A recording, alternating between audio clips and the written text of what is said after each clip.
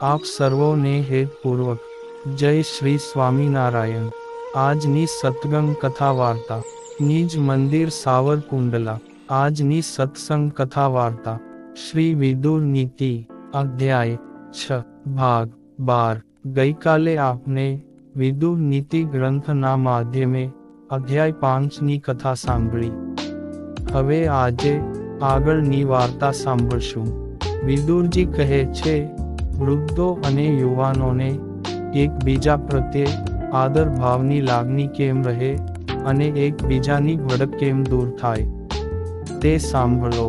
યુવાનો બેઠા હોય ને વૃદ્ધો આવે એટલે તેને તરત એમ થાય કે હમણાં કંઈક કહેશે, વળશે, ટક કરશે, જાણે જીવ અધર ચડી જાય।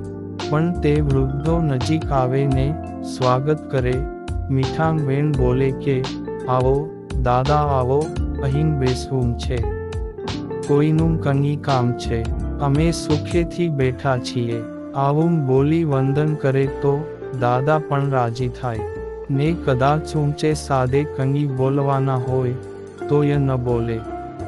નાના બાળકો 10-12 વર્ષના રમતા હોય ને દાદા આવે તો રમવાનું બંધ કરી વંદન કરે।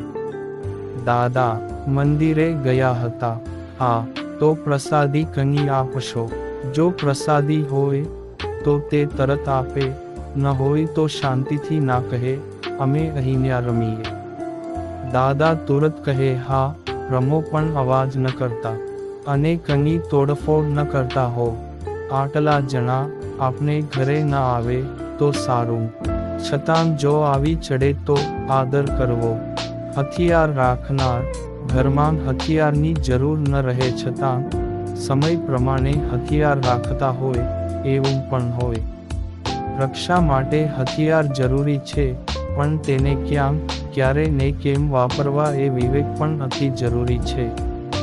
જે ધર્મ નિયમથી ભ્રષ્ટ છે, ચોર, ક્રૂર, શરાબી, ગર્ભ હત્યારા, આ બધા કદાચ ઘેર આવે તો એમનું અપમાન ન કરાય, પણ જલપાન વગેરે કરાવી એમને વહેલા સર વળાવાય। આવાં લક્ષણો હોય તે સંન્યાસી કહેવાય અને ઓળખવા પણ જરૂરી છે। આંગણે આવે તો જરૂર જમાડવા, પણ વિચારીને એમનો સત્સંગ કરવો, પણ ભગવું દેખીને બુરાયા ન થઈ જવું। બુદ્ધિશાળી સાથે વેર ન કરવું, કારણ કે તેના હાથ બહુ લાંબા હોય છે, ક્યારે આપણે હેરાન થઈએ તે નક્કી નહીં।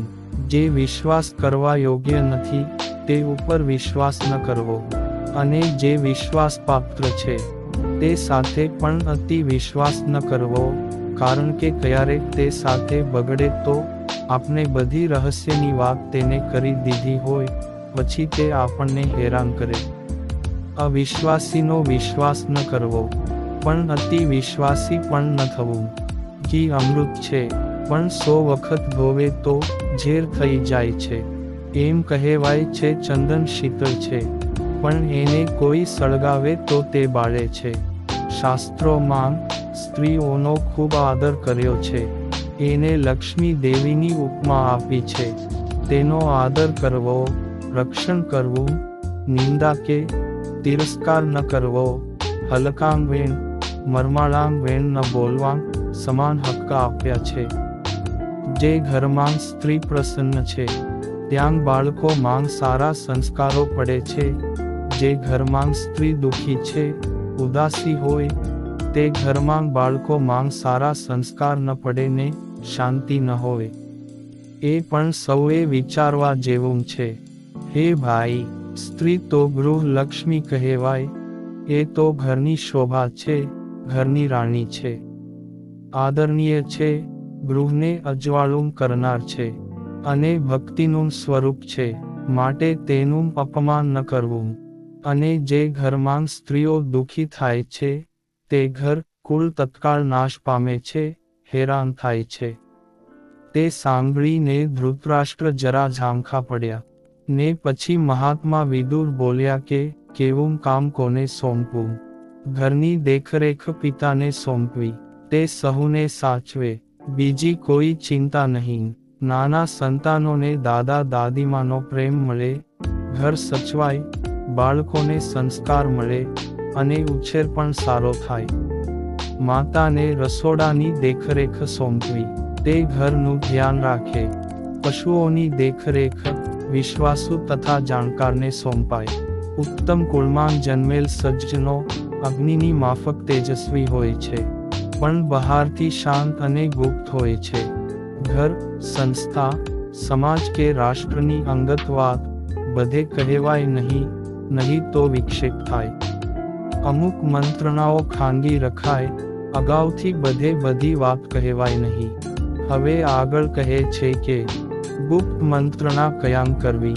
પર્વતની ટોચે એકાંત સ્થળમાં જઈને ગુપ્ત મંત્રણા કરવી, કેમ કે દિવાલને પણ કાન હોય છે અને હવા પણ સાંભળે છે. એવું ધ્યાનમાં રાખીને મંત્રણા કરવી.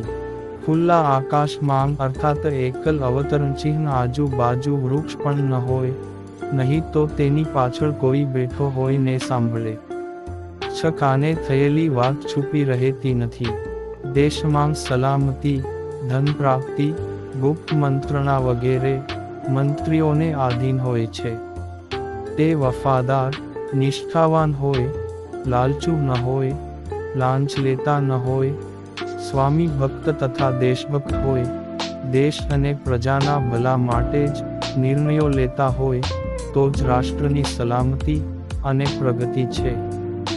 જો ફૂટી જાય તેવા હોય તો રાષ્ટ્રનું પતન થાય છે. જેમ વેદ ભણ્યા વગર વિપ્ર યજ્ઞ માટે યોગ્ય પાત્ર ન કહેવાય, તેમ રાજ્ય કરવામાં રાજાના 6 ગુણ જોઈએ. ગુપ્ત મંત્રણા કહેવા સાંભળવા માંગ પણ તે અધિકારી કહેવાય છે. 1. સંધિ, દુશ્મનોને સુવર્ણ આદિ ધન આપીને અને લઈને અથવા વાતો કરીને પણ સંધિ કરવી. તરત લડાઈ ન કરાય, નહીં તો શક્તિ રોકાઈ જાય, રાષ્ટ્રનો વિકાસ ન થાય. 2. વિગ્રહ, દુશ્મનોમાં અંદરો અંદર ઝઘડા કરાવવા, લૂંટ, અગ્નિ, આતંક વગેરે કરાવવા, આંતર વિગ્રહ કરાવવા, જેથી તેની શક્તિ તેમાં રોકાઈ જાય. 3. યાન, ચડાઈ કરવી. 4. આસન, બળિયા રાષ્ટ્રની મદદ લેવી. 5. દ્વૈધી ભાવ, તેમાં તડા પડાવવા, ફાટફૂટ પડાવવી, બળિયા સાથે સંધિ કરી તેને પોતાના પક્ષમાં લેવા, નિર્બળ સાથે લડાઈ કરવી. 6. સમાશ્રય, સ્થાન ઉદાસીન થઈ બીજી જગ્યાએ ચાલ્યા જવું, લાગ જોઈને વખત આવે ત્યારે વેર વાળવું. માટે હે ભાઈ, રાજ્યના 7 અંગ છે: રાજા, મંત્રી, મિત્ર, ખજાનો, દેશ, કિલ્લા અને સેના. આ બધું જરૂરી છે તો જ રાજ્ય ચાલે. જેનામાં સામ, દામ, વેદ, દંડ આ 4 ગુણોની રાજનીતિ હોય તે રાજા તરીકે યોગ્ય ગણાય. જેની પ્રજા સુખી, નિર્ભય, ધાર્મિક હોય, ચીજ વસ્તુઓ છૂટથી મળતી હોય અને બીક વગર વાપરી શકતા હોય, ચોર, અધિકારી કે રાજા તરફથી ભય ન હોય, અને પ્રજાને પુત્રની માફક પાળતા હોય અને ધર્મ ફરજનું પાલન કરાવતા હોય, તે રાજા રાજ્યને લાયક કહેવાય છે. આવા ગુણોથી જે યુક્ત હોય તેને પૃથ્વી વરે છે, કહેતાં રાજ્ય ટકે છે. વિદુરજી કહે કે, હે રાજન, જે રાજાનો ક્રોધ તથા હર્ષ સફળ છે, અર્થાત ક્રોધ કરીને ગુન્હા પ્રમાણે યોગ્ય દંડ કરે અને રાજી થાય તો તેને ધન, સોના, મહોર, પૃથ્વી આદિ આપે છે. જે અતિ અગત્યનું કાર્ય હોય તેની સંભાળ દેખરેખ પોતે જ રાખે છે અને ધન ભંડારની જાણકારી, આવક જાવક વગેરેની તપાસ કરતાં રહે, તેનું શાસન ટકી રહે છે. અમુક જગ્યાએ વિશ્વાસુ અને ગુપ્ત માણસો રાખવા છતાં પોતે પણ ધ્યાન રાખવું પડે. પોતાના તથા અન્ય રાજ્યમાં 18 જગ્યાએ ગુપ્તચર રાખવા. સેનાપતિ, દ્વારપાળ, ભૂપતિ, જેલના ઉપરી, કોષાધ્યક્ષ, સૈનિકોને તાલીમ આપનાર અંતઃપુરના અધિપતિ, ધર્માધ્યક્ષ, પગાર ચૂકવનાર, દંડ દેનાર, ન્યાયાધીશ, નગરસેવક, સભાપતિ, કિલ્લાના અધિકારી, જંગલના અધિકારી, સરહદના અધિકારી, યુવરાજ, મંત્રી અને પુરોહિત. બાળક, અતિવૃદ્ધ, બીકણ, દીર્ઘરોગી, કલંકિત, ખૂબ લોભી, અતિવિષયી, વિરક્ત, લોકોને ડરાવનાર, દૈવ ઉપર જ આધાર રાખનાર, દંભી અને ખોટું બોલનાર. આટલા સાથે રાજાએ મિત્રતા ન રાખવી, કારણ કે તેમને રાજ્ય ચલાવવું છે. રાજાએ પ્રજાના સુખે સુખી રહેવું અને પ્રજાના દુઃખે દુઃખી રહેવું. સેવકો, મંત્રીઓ વગેરેને પૂરી સગવડતા આપવી, પણ પોતે એકલા એ જ બધું ન ભોગવવું. પોતે છત્ર ચામર વગેરેથી રાજી રહેવું. શત્રુ પકડાયો હોય, કેટલાયને મારી નાખતો હોય, તેવાને જવા ન દેવાય. કામ આજીવન કેદમાં રાખવો અથવા વધ કરવો, નહીં તો બધાને ભય ઉપજાવે. જો શક્તિ ન હોય તો તે કહે તેમ કરવું ને આધીન રહેવું. વ્યક્તિ ઉપર ક્યારેય ક્રોધ ન કરાય. રાજા સાથે ક્રોધ ન કરાય. દંડ દે અથવા મારી નાખે. બ્રાહ્મણ નારાજ થાય, શાપ દે. રોગી, વૃદ્ધ અને બાળકો. વળી કહે છે, હે ભાઈ, જે મૂર્ખ છે તે વિદ્વાન, ચારિત્રવાન, ઉંમરમાં મોટા, બુદ્ધિશાળી, ધનવાન અને કુટુંબમાં મોટા તેનું અપમાન કરે છે.